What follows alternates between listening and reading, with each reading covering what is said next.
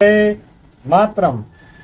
स्वस्थ समृद्ध परिवार निर्माण प्रयास केंद्र दिल्ली से आप सबका भाई गोविंद शरण प्रसाद भाई राजीव दीक्षित जी के व्याख्यानों से प्रेरित और प्रोत्साहित होकर स्वदेशी चिकित्सा के प्रति जागरूकता का कार्य जमीनी स्तर पर और सोशल मीडिया के माध्यम से यथासंभव कर रहा हूं। और इस कार्य को करने में आप सभी का जो सहयोग, आशीर्वाद, अनुभव, मार्गदर्शन, प्यार, सम्मान जो मिल रहा है उस सभी के लिए आप सभी को कोटि कोटि नमन करता हूं।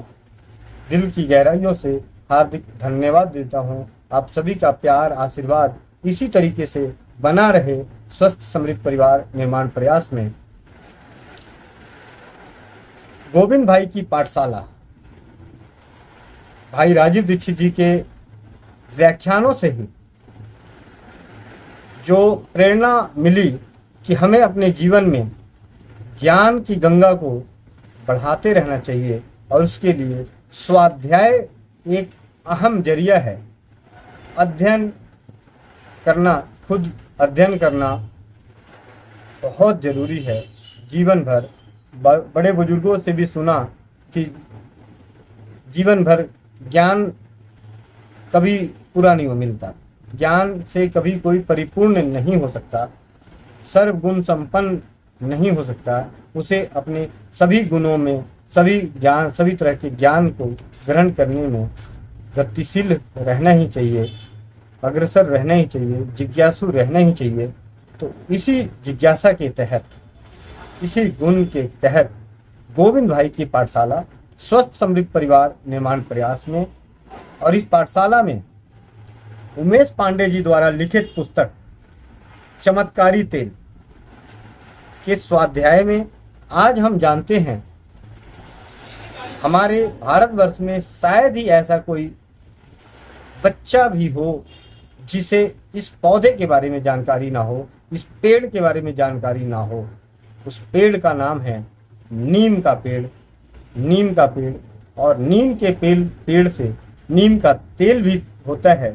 और इस तेल के क्या औषधीय प्रयोग हैं, क्या चमत्कारी प्रयोग हैं, उमेश पांडे जी के उनके जीवन के अनुभव और ज्ञान के आधारित पर लिखित पुस्तक से हम जानते हैं। स्वाध्याय के जरिए नीम के तेल के औषधीय चमत्कारी प्रयोगों के बारे में तो करते हैं स्वाध्याय। नीम का तेल। नीम के वृक्ष के विभिन्न नाम हैं। हिंदी में नीम, नीब, संस्कृत में नीब, पिचुमर्द, तिक्त, पारिभद्र, बंगला में नीम गाछ, गुजराती में लिम्बोड, मराठी में कड़ू नीम, कन्नड़ में बेड़ बेबू, तेलुगु में बेपमू मरम, फारसी में नीम बनीम दरखत हक, अंग्रेजी में नीम ट्री, लैटिन में मेलिया आजा डिरेक्टा। यह वृक्ष वनस्पति जगत के मेलेसी कुल का एक सदस्य है। नीम के वृक्ष सर्वत्र उपलब्ध रहते हैं। यह बहुत विशाल वृक्ष होते हैं। इनका तना पर्याप्त मोटा एवं काष्ठीय होता है। तने के ऊपर पाई जाने वाली छाल कृष्ण वर्ण की होती है। यह स्थान स्थान पर फटी हुई होती है। शाखाएं भी स्तंभ के समान ही होती है और इनकी पत्तियां संयुक्त प्रकार की होती है। प्रत्येक संयुक्त पत्ती में एक लंबी डंडी होती है जिसे रेकिस कहते हैं। जहां से यह रेकिस शाखाओं से जुड़ा होता है वहां यह एक गांठ की भांति शेष भाग से मोटा होता है। प्रत्येक रेकिस पर 6 से 11 जोड़ी पर्णिकाएं लगी होती हैं। प्रत्येक पर्णिका कटान युक्त किनोर वाली तथा नुकीले शीर्ष वाली होती है। पर्णिका शीर्ष कुछ मुड़ा हुआ होता है। इसके पुष्प बसंत ऋतु में आते हैं जो सफ़ेद, छोटे तथा लगभग चमेली के पुष्पों के समान गंध वाले होते हैं। फल छोटे, अंडाकार, प्रारंभ में हरे तथा पकने पर पीले हो जाते हैं। इनका आकार प्रकार खिरनी के फलों जैसा होता है। इन फलों को निम्बोली कहते हैं। प्रत्येक फल में एक बीज होता है। बीज से संपीड़न विधि द्वारा तेल प्राप्त किया जाता है जिसे नीम का तेल कहते हैं। यह हल्के अथवा गहरे पीले रंग का तेल होता है। यह कटु, उष्ण, कृमि, कफ, पुष्ण, वर्ण, वात, पित्त, अर्श, ज्वर, शोथ, उदर रोग तथा रक्त विकार नाशक होता है। अन्य तेलों के साथ यह चर्म रोग, यकृत, गंडमाला, व्रण तथा गलित कुष्ठ में भी अत्यधिक लाभ करता है।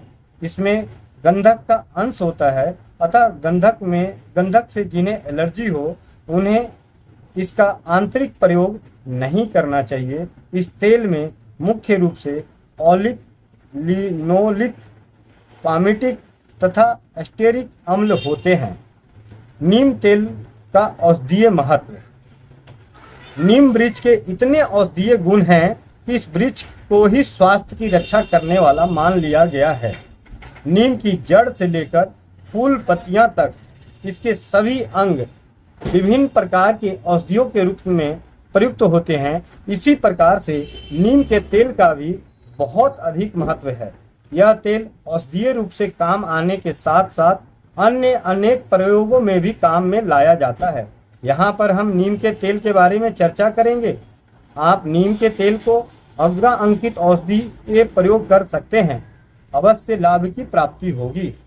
फोड़े हो जाने पर, जब कोई भी फोड़ा शरीर पर हो जाए, इस स्थिति में उसके चारों ओर नीम के तेल को हल्के से लगा देना चाहिए। यदि वह फूट गया हो तो उसके मुख पर भी नीम का तेल लगा देना चाहिए। ऐसा करने से वह शीघ्र अच्छा हो जाता है। अंगुलियों पर कुष्ठ का रोग उत्पन्न होने पर, उंगलियों पर कुष्ठ रोग के प्रकट होते ही उन पर नीम का तेल लगाने से वह ठीक होने लगता है। प्रयोग कुछ दिनों का तक नियत करना पड़ता है। वैसे कुष्ठ रोगी को अपने स्नान के पानी में थोड़ा नीम का तेल डालकर स्नान करना चाहिए। त्वचा चमकाने के लिए लगभग 2 मिलीलीटर सरसों के तेल में 3 बूंद नीम का तेल मिलाकर उस तेल से संपूर्ण शरीर पर ठीक से मालिश कर लें। इसके पश्चात 10-15 मिनट बाद स्नान कर लें। नित्य कुछ दिनों तक इस प्रयोग के करने से त्वचा साफ हो जाती है।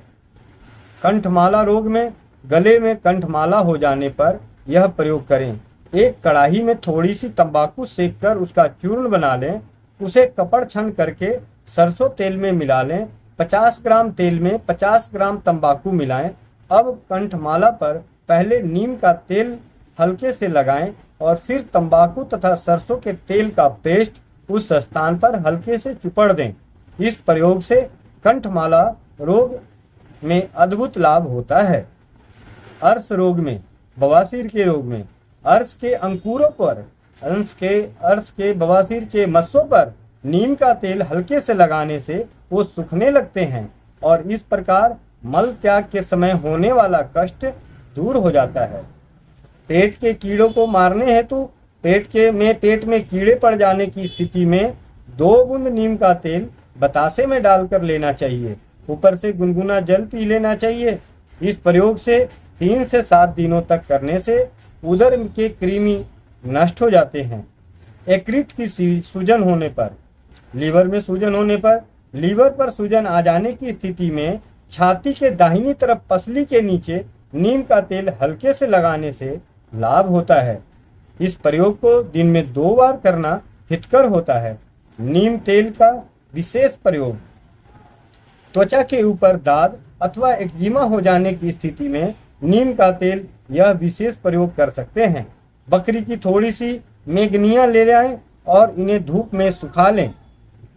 इस प्रकार पीपल के वृक्ष के नीचे जो सूखे पत्ते पड़े होते हैं उनमें से थोड़े पत्ते एकत्र करके जलाकर उसकी राख बना लें। अब सूखी हुई मेगनियों को कूटकर महीन पीस लें। कपड़े से छानकर अत्यंत महीन चूर्ण अलग कर लें। इस चूर्ण में पीपल के पत्तों की राख मिला दें। दोनों बराबर मिलाएं। इसमें अगर मेगनियों के चूर्ण की मात्रा अधिक हो जाती है तो भी कोई बात नहीं, किंतु राख की मात्रा अधिक नहीं होनी चाहिए। इस मिश्रण की थोड़ी सी मात्रा लेकर उसमें नीम का तेल मिलाकर दाद अथवा एक्जिमा पर लगा दें। इसे लगाकर 2-5 मिनट के लिए धूप दिखाएं। इस प्रयोग के 3 दिन तक संपन्न करने से एक्जिमा या दाद दूर होने लगता है। नीम तेल के चमत्कारी प्रयोग।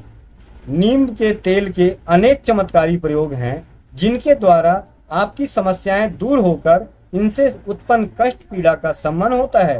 यहाँ पर कुछ ऐसे प्रयोगों के बारे में बताया जा रहा है। जिस व्यक्ति के दाढ़ में दर्द हो रहा हो, उसे एक कोरे कागज पर किसी भी दिन शुभ समय पर निम्नांकित यंत्र बनाने चाहिए, जिसमें इसमें यहाँ अमुक लिखा गया है, वहाँ संबंधित व्यक्ति का नाम लिखना चाहिए। इसके पश्चात उस पर नीम के तेल की 2 बूंद डालकर अगरबत्ती का धुआं दिखाएं। इसके बाद एक छोटी सी कील से नीम के तने में ठोक देना चाहिए।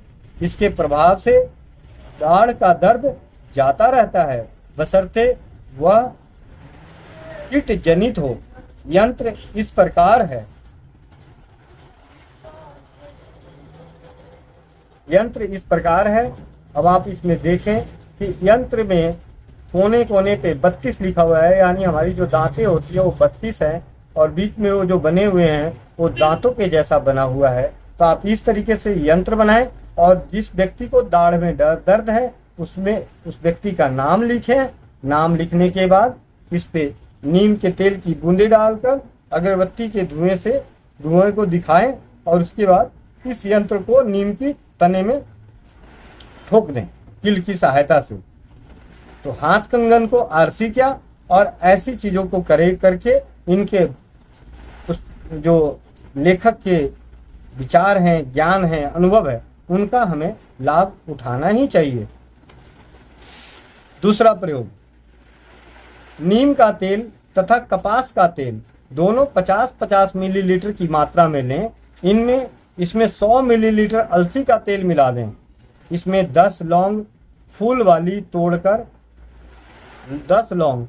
वाली तोड़कर डाल दें, जो कि इसी में पड़ी रहेगी। नीम का तेल 50 ग्राम, कपास का तेल 50 ग्राम, अलसी का तेल 100 मतलब 50 ml, 50 ml, 100 ml। इनमें 10 फूल वाले लौंग को डाल देना है तोड़ के और इसमें पड़ी रहेगी। नित्य इस तेल के मिश्रण में एक रुई की फूल बत्ती डुबोकर उसे किसी अन्य पीतल के दीपक पर रखकर जलाएं। इसे शयन कक्ष में किसी भी समय जलाया जा सकता है। ऐसा 40 दिनों तक करने से कौन कौन से लाभ होंगे? निम्न लाभ होते हैं। पहला, इस प्रयोग से आपसी शत्रुता समाप्त होती है। यह शत्रुता 2 भाइयों के बीच हो सकती है, 2 मित्रों के बीच हो सकती है अथवा 2 व्यवसाय करने वालों के बीच में हो सकती है। यानी शत्रुता को समाप्त करने के लिए नीम के तेल के चमत्कारी प्रयोग, और इस चमत्कारी प्रयोग को मैं तो विनम्र विनती करता हूं आप सभी से कि हर परिवार को करना चाहिए, हर भाई बंधु को करना चाहिए, क्योंकि अगर हमारी शत्रुता नष्ट होगी तो भी हम स्वस्थ और समृद्ध रह सकते हैं, हम खुश रह सकते हैं। अनेक घर, दूसरा इस प्रयोग को करने से दूसरा लाभ क्या मिलेगा? अनेक घर ऐसे देखे जाते हैं जहां पर बीमारियों का क्रम टूटता ही नहीं। एक सदस्य स्वस्थ होता है तो दूसरा बीमार हो जाता है। ऐसी स्थिति में उपयुक्त प्रयोग करने से घर में बीमारियों का क्रम टूटता है। ये भी बहुत जरूरी है। आज के समय में जो समृद्धि का जो सबसे ज्यादा नाश होता है वो स्वास्थ्य को लेकर हो रहा है, बीमारियों को लेकर हो रहा है। तो अगर हम इस चमत्कारी प्रयोग को अगर हम अपनाते हैं, नीम का तेल, कपास का तेल, अलसी के तेल के मिश्रण से युक्त उसमें लौंग डली हुई इस तेल की फूल बत्ती को शयन कक्ष में लगाने से घर में बीमारियों का क्रम भी टूटता है, आपसी शत्रुता भी मिटती है। और तीसरा, बहुत से व्यक्तियों के कार्य बनते बनते अचानक बिगड़ने लगते हैं, कार्यों में रुकावटें आने लगती है। परिणाम स्वरूप संबंधित व्यक्ति को कठिन परिस्थितियों का सामना करना पड़ता है। ऐसी स्थिति में उपयुक्त यंत्र का प्रयोग अवश्य करें, इससे आपके कार्यों में आने वाली रुकावटें दूर होती है। चौथा, सभी